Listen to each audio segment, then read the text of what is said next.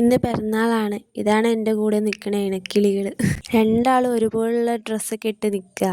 പിന്നെ ഞങ്ങൾ ഈ ആനേൻ്റെ അടുത്ത് തന്നെയുള്ള ലോഡ്ജിലാണ് നിന്നത്. ബഡ്ജറ്റ് ഫ്രണ്ട്ലി ആയിട്ട് നിൽക്കാനാണെങ്കിൽ ഇതൊരു നല്ല ഓപ്ഷൻ ആയിരിക്കും. അധികം ക്യാഷൊന്നും ആവില്ല. പക്ഷേ ചൂടുവെള്ളം വേണമെങ്കിൽ എടുത്തുകൊണ്ട് വരാൻ. അങ്ങനെ ഞങ്ങളെല്ലാവരും കൂടി ഗുരുവായൂരപ്പനെ കാണാനായിട്ട് രാവിലെ തന്നെ ഇറങ്ങുകയാണ്. കുളിച്ചൊരുങ്ങി നമ്മൾ ഉണ്ണിമൂന്നനെ കണ്ട് അത് ഭയങ്കര ഹാപ്പിയാണ്.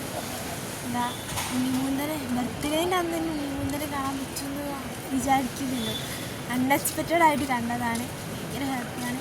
ഉണ്ണിമൂന്നൻ ഭയങ്കര സ്വീറ്റ് പേഴ്സൺ. എല്ലാവരോടും ചിരിക്കുന്നുണ്ട്, സംസാരിക്കുന്നുണ്ട്, എല്ലാവരുടെ അടുത്തും ചിരിക്കുന്നുണ്ട്. ഒരു ജാതിയില്ല. ഭയങ്കര നല്ലൊരു പേഴ്സണായിട്ട് തോന്നുന്നു. സിനിമയിൽ മാത്രം കാണുന്ന ഒരാളെപ്പറ്റി നമുക്ക് അറിയുന്നുണ്ട്.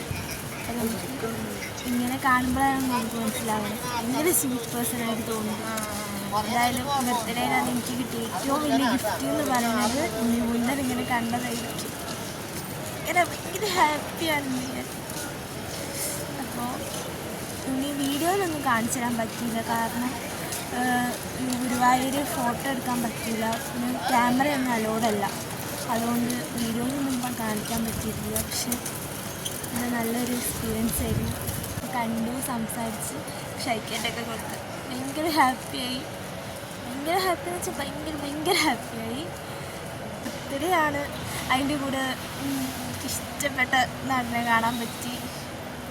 ഭയങ്കര ഹാപ്പിയാണ്. പിന്നെ ഞാൻ ഈ കുളത്തിലേക്ക് നോക്കി കുറേ നേരം ഇങ്ങനെ ചിന്തിച്ച് നിന്ന്. എനിക്ക് മാത്രമുള്ള ഒരു അസുഖമാണോ ഇതെന്ന് എനിക്കറിയില്ല. കാരണം നമ്മൾ ഹാപ്പി ആയിട്ടുള്ള എന്തെങ്കിലും മൊമെൻറ്റ്സ് ഉണ്ടെങ്കിൽ അത് റിവൈൻഡ് ചെയ്ത് അതിൽ സന്തോഷിക്കുന്ന ഒരു സ്വഭാവം അത് വേറെ ആർക്കെങ്കിലും ഉണ്ടോ? എൻ്റെ കൂടെയുള്ള എല്ലാവരും ഇങ്ങനെയാണ്. ഫോട്ടോ എടുക്കാനേ അവർക്കറിയും. വീഡിയോ എടുക്കുമ്പോൾ ഒന്ന് അനങ്ങാനോ എന്തെങ്കിലും പറയാനോ ഒന്നും ആർക്കും അറിയില്ല. പിന്നെ ഞങ്ങൾ അടുത്ത അമ്പലത്തിലേക്ക് പോയി. അവിടെ അടുത്ത് തന്നെയുള്ള ഞങ്ങളെ സബ്സ്ക്രൈബേഴ്സിനെയൊക്കെ കണ്ടു. അവർക്കും ചെറിയൊരു ചാനലൊക്കെ ഉണ്ട്. അത് സപ്പോർട്ട് ചെയ്യണം എന്നൊക്കെ പറഞ്ഞ്. എനിക്കേ ചെറിയൊരു ചാനൽ, എനിക്കേ വ്യൂസ് കുറവ്, എനിക്കേ സബ്സ്ക്രൈബ്സ് കുറവ്. അവരെ എങ്ങനെയാണ് സപ്പോർട്ട് ചെയ്യാമെന്ന് എനിക്കറിയില്ല.